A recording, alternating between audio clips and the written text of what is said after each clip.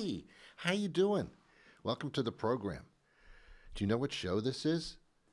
That's right, it's a school committee meeting. I call the meeting to order. Let's talk about the school. How you doing with it? Good. That's the end of the school committee meeting. It's not the school committee meeting. It's the Ron Van Dam show. For those of you that aren't familiar, I live in Texas, and I stopped by here just to do the show. Hey, I've been doing this for over 30 years. Some of you are familiar with me because I did a television program for 25 years in the immediate area. Immediately, I did it. And then I went into radio almost simultaneously. Been doing that for over 30 years. And now I'm in the podcasting thing as well as some syndicated radio stations. And that's what I do. I also do voiceovers for commercials and things like that. It's how I feed my family. Actually, I feed them in their mouths like a bird. This is ridiculous. Don't you have anything else to do? Seriously, with all the channels on television, don't you have anything better to watch? You don't? I know, I don't either. All right, what I do on this show is I talk about things that bother me, and we have some type of chemistry going on when that happens because things bother you. The older that I get, the more annoyed I get. As Joe Montana says, he's a NFL former football player for you millennials who don't know who he is. He's now doing commercials for Medicare, and he says at the beginning, and I love this thing that he says, as I get old, this is what he says, quote, as I get older, I have no tolerance for inefficiency. Yes, that's me too, Joe. And I think he says inefficiency and crap. I don't think he says crap, but that's I don't either. I have no tolerance for crap either. I used to when I was younger, but then when I got older, I realized, no, I don't have to do that anymore. I don't have to put up with crap anymore. All right, fine. Yeah. So that's what I do. That's what I do, and that's how we connect. And if there is no connection, then forget it. Okay. My first holiday dish recipe. Oh, wait a minute. That's not the kind of show I do. I don't do recipes. I just talk about life and the things that I don't tolerate anymore. Here's one of them, and it comes up during the holidays. And I don't know when you're watching this. I really don't care. It doesn't really matter because it's kind of universal, but it happens more during the holidays. Somebody who I haven't seen in a long time. Maybe I'll bump into this person in a supermarket or something like that. And this person will come up to me and say, Ron, my God, how are you? I haven't seen you in about 5 years. My God. You know, I was thinking about you yesterday, and wait a minute. That is a line of crap. That is, you weren't thinking about me, yes. You haven't seen me in 5 years, but just consequently, yesterday, you were thinking about me. And here I am the next day, and you bump into me. What an incredible coincidence, you liar. And in my prior life, before I got a little bit older here, I used to go, oh, that's so nice that you thought of me yesterday. That's very, very nice. And women do it to me in order to be familiar, you know. Ron, that's my woman's voice. Ron, I haven't seen you in 10 years. My God, you look wonderful, which is a lie. My God, you look wonderful. You know, it's funny. Just yesterday, I was talking to my friend about you. Wait a minute. You haven't seen me in 10 years? And it just so happened that yesterday you were talking to your friend who doesn't even know who I am. And you said to your friend, you know, just popped into my mind, this guy named Ron that I knew 10 years ago, he likes spaghetti too. Don't lie to me. Don't lie. You weren't thinking about me yesterday. You weren't thinking about me the day before yesterday or any time within that 10-year span. Ron, it's so funny, that I bumped into you. I was thinking about you just yesterday. What? And what? And do you think I'm an idiot? Is it written on my? It wouldn't be funny if idiot was actually written on people's faces. Of course, it would have to be written backwards. It doesn't make sense. Um, it would be helpful if people did write idiot on their forehead. What does it say? Idiot on my forehead? Actually, it does. Spelled backwards. And spelled wrong, by the way. That would be so much easier, although I can tell an idiot from a block away, sometimes 2 blocks away. So what I'm doing now is I used to be polite and I used to respond to these people by saying, oh, that's amazing. You thought about me. How sweet. How nice. How are you doing? How's your family? But I don't do that anymore. Now when I hear a stupid comment like that, Ron, haven't seen you in 10 years, and it's funny, I was just thinking about you yesterday. My response is, no, you didn't. You're lying to me. The first thing you say to me after 10 years is a lie. What, do you think I have idiot written across my... Oh, I do? Oh, okay. I thought that came off. All right. I guess you're right then. I hate that phrase. The other phrase that I hate during the holiday season is that stupid joke. Oh, that stupid joke. This is in the form of an idiot joke teller. It's New Year's Eve, and it's not 12 o'clock yet. It's like 9:30 in the evening on New Year's Eve, and a person says to you, "Hey, I'm going to go now. See you next year." Yeah, that's tomorrow. That's like in 3 hours. And am I supposed to laugh that is an amazingly creative thing that you said? I don't believe anybody has ever said that little funny thing before. But you just said it thinking that it was hilarious. Okay.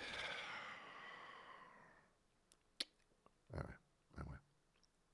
Another strange things that happened during the holiday season. Oh, there's so many things that happen during the holiday season that are strange, that really make no sense. Why is it that in order to celebrate the holidays, we have to bring a tree inside of our house?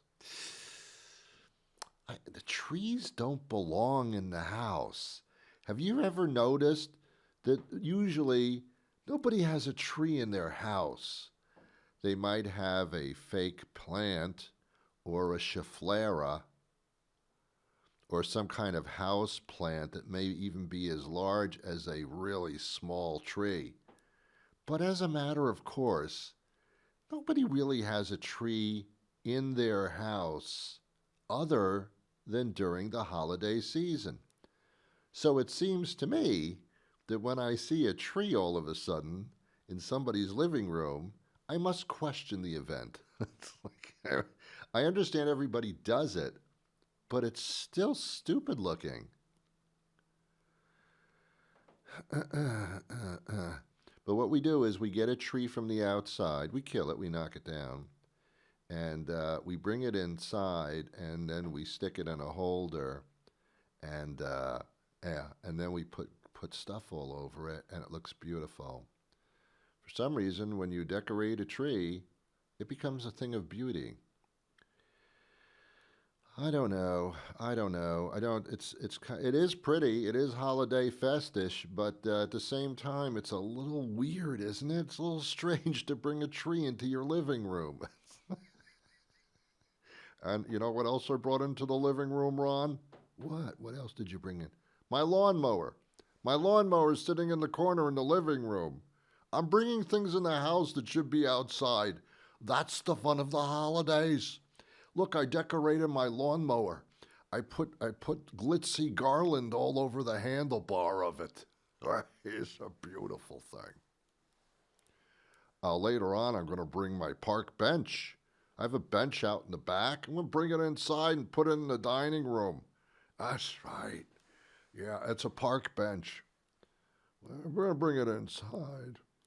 It's just a very, very strange thing to do.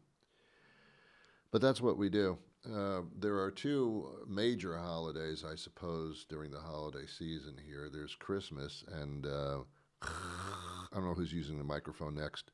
Hanukkah. Ooh, that's a phlegmy thing to say. Um, you know, Christmas wins. I know this is not correct to say, not politically correct, but what the hell. Christmas wins. There are 5 million Christmas songs, all written by Jews, by the way. Ironic, but absolutely true. Tons of Christmas holiday songs, and everybody loves them no matter what religion you are. Everybody bops their head to it or cries a little bit or whatever the case may be. Yeah, the Christmas wins. Christmas wins, man. It's got all the decorations and all the lights, and it's got the eggnog. It's got everything going for it. Let's face it. It's got the Santa. It's got the whole Santa Claus thing. Got an entire fable short story connected to the holiday that has been blown out of proportion to the point where the main protagonist in the Santa Claus thing is this Santa Claus guy now appearing at malls having little children sit on his lap. Questionable. But yet we do it. We do it. If your little child sat on any other stranger's lap dressed like that, you'd be calling the cops. You know you would. I know you would. Who we trying to kid? But if you're dressed up like Santa Claus, well, child, sit in that man's lap, will you please? Who has not changed the costume in 50 years, hangs it up in his moth-eaten closet. Sit in his lap, why don't you? Or other children have sat, and probably a lot of other things have gone on in that lap. But child, sit there and enjoy the holiday festivities. Yeah, Christmas wins, man. Christmas wins. Hanukkah is also a very large holiday. However, it's a little more. The people who do the Hanukkah, they don't do the tree. They do a bush. Already, no tree. We'll just do a bush. We're going to go outside and just bring a bush in. That's all. Instead of decorating an entire tree, they have a menorah, which is a candelabra, circa Liberace. Millennials, Liberace was a piano player, very, very glitzy, sexual preference questionable, and he was actually incredibly talented, very flamboyant, and that's who Liberace was, and that's the reference that I had made just a few seconds ago. Anyway, they have a candle thing going on. They call it a menorah, and there's 8 days, I believe, to it. They try to stretch it out because Christmas is just kind of like one. Maybe the night before and the day of, the Jews said, no, I'm going to do 8 of these things. And it's very, very nice. It's a very, very nice thing. Do you know that before there were Christmas lights, millennials, I tailor this show towards you because everything I say has got to be an education for you. I like millennials a lot. It's just they have no concept of what occurred before they were born. That's all. I'm an educational program. So anyway, they used to still bring the tree in from the outside. I don't know what they did. They didn't have any electricity or anything like that. So what they did was they took candles and they attached the candles to the branches of trees. Not a bad idea, huh? How many homes burned down? My God. Uh, whoa. I mean, it becomes more consequential than saying to your spouse, before you go to bed, would you turn off the lights on the tree? It becomes more consequential when they're candles. And not the battery powered candles, millennials. I'm talking about real candles with real fire flames. Yeah, must have been a real exciting holiday time in those days. There was no electricity, most people didn't have electricity in their home once even it was available. They had kerosene lamps. Those little babies, you got to keep an eye on those things too, man. I mean, I'm sure there were plenty of fires back in those days. Now, of course, everything is man solar powered. Everything's solar powered, but not inside the house. So anyway, yeah. So now instead of bringing in these trees, a lot of people still have trees cut down and bring them into their homes, like for $250 per tree. I know, or whatever. Now you can go to the store and buy a fake tree that used to not look like a tree at all. Fake trees were so fake that they were really, really fake trees. Now the fake trees look pretty much like trees, but they cost a lot of money. So, and this is smart. I mean, you really, come on, man, you really kind of don't want to bring real trees into your living room anymore if you don't have to. I don't think there was an option before that. I will raise my hand, because I have to go to the bathroom. I will raise my hand and tell you that I have some fake plants in my house. They are fake plants. They're posing as real plants. You don't have to water. You can water them if you want to, but it doesn't mean anything. Use fake water. Just take a watering can with nothing in it and make believe, because that's what's happening.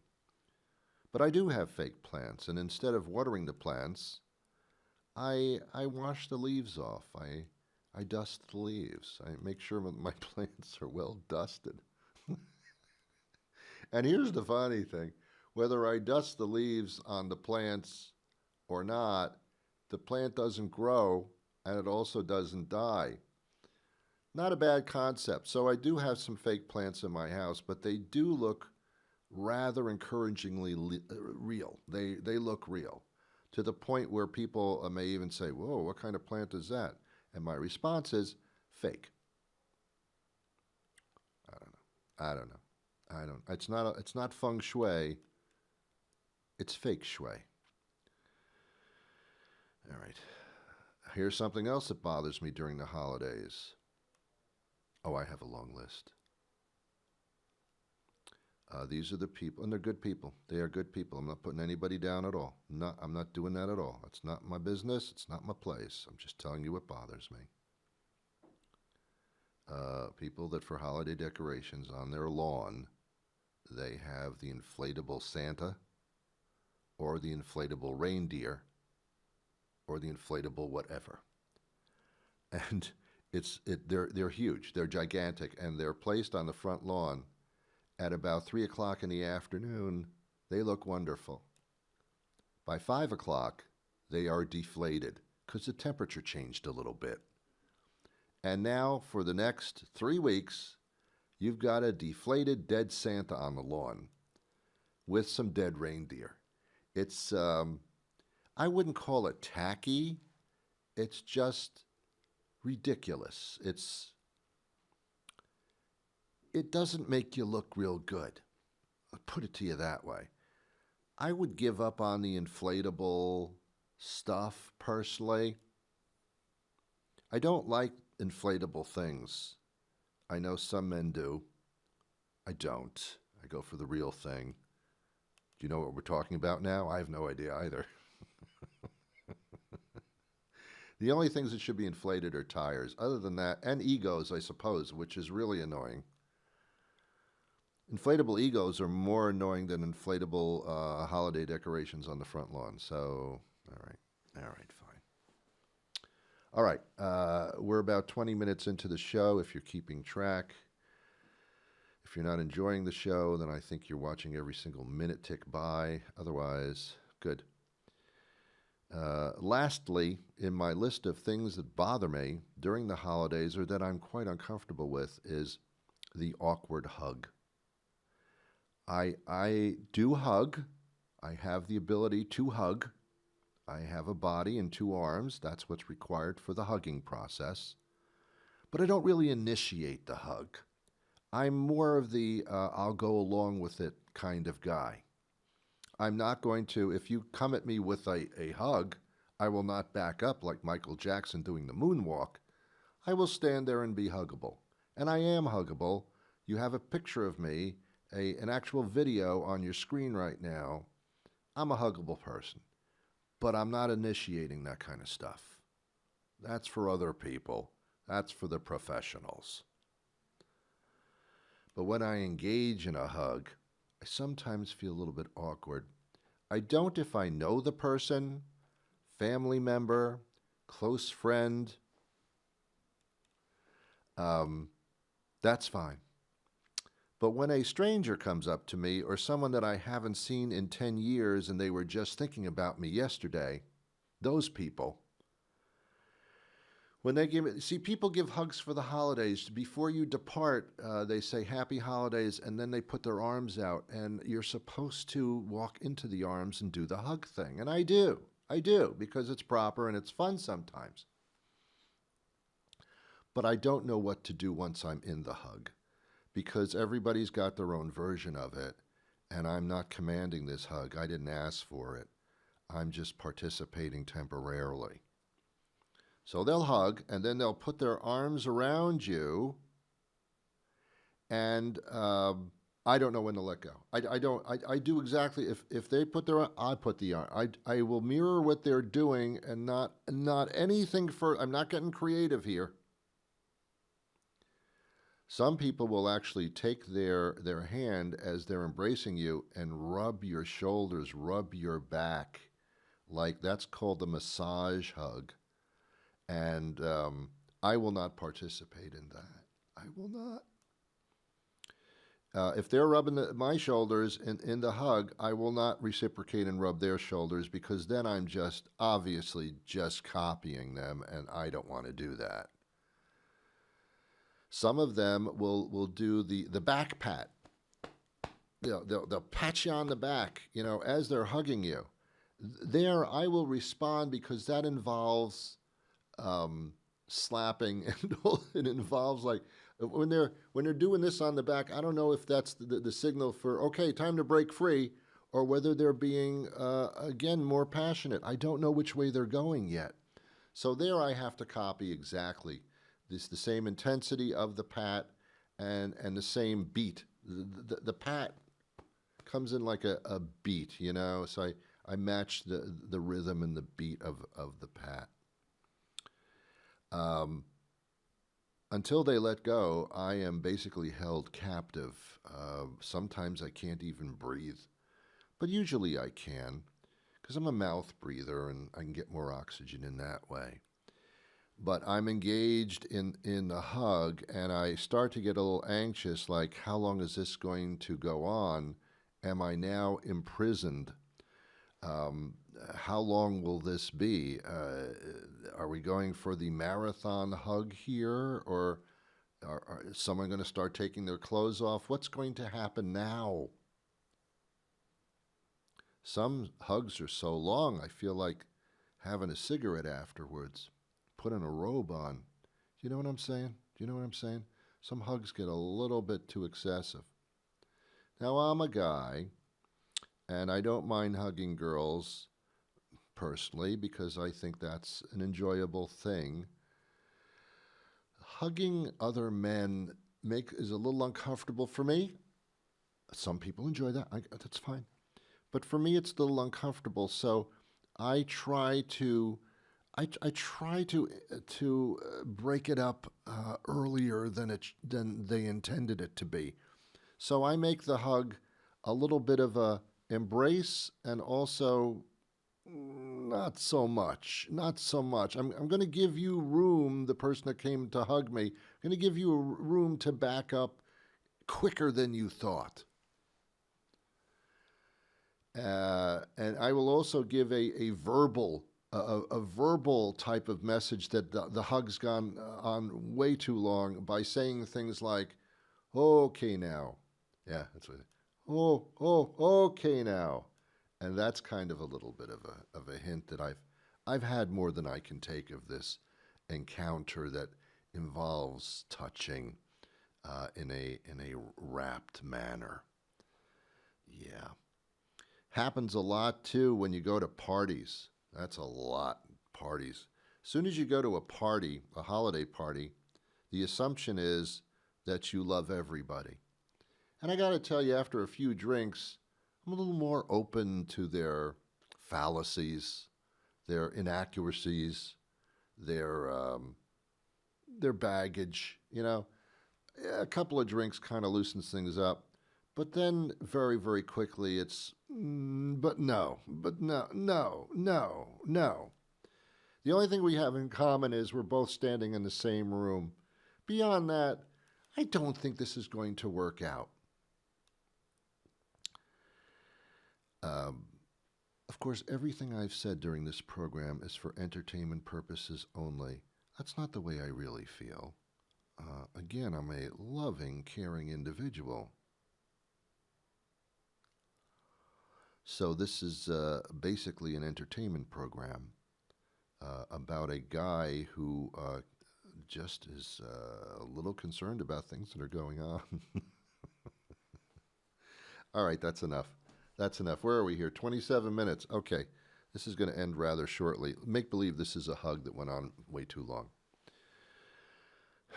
Also, I'll give it just before I leave, and I'll talk about this on the next show. Beware of scams during this holiday season. Isn't it wonderful that we love each other and there's so much love going on, and it's all the Christian attitude and people just loving and accepting everybody, and yet the half of the people walking the earth are scammers who are taking opportunity to get what they can out of you. Every television commercial, every store, every marketing ploy, every social media, everything is out to get your money and to get your sympathy and your attention during this loving time. Yes, and the older I get, the more I'm aware, and that's unfortunate. Ladies and gentlemen, this has been an incredible experience, not for me so much, and hopefully for you. I don't know when I'm going to, I guess I'll do a few more of these before the actual holiday occurs, although the Hanukkah one, I think is passed by the time you see this. So, but hi. So now it's on to the Christmas thing, and yeah. There's one more thing that bothers me, but I'm going to tell you about it next week, and it's the grandfather of them all. That means the biggest. It's the mother of them all.